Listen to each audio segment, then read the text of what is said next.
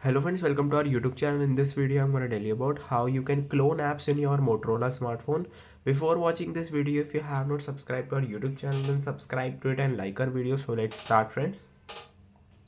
First, let's open the search in the settings, and here you have to write clone apps.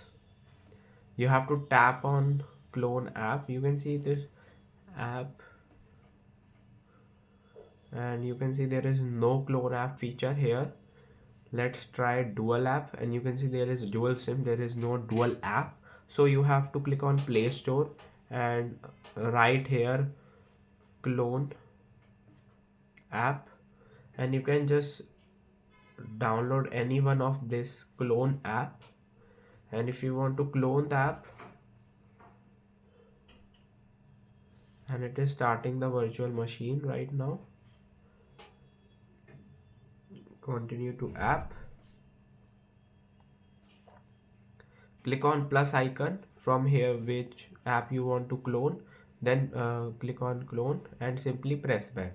Now just type here app lock, and you can see there is a second one app log is showing. I hope you like this video. If you like this video, then subscribe to our YouTube channel for more helpful tips and tricks videos. See you next time.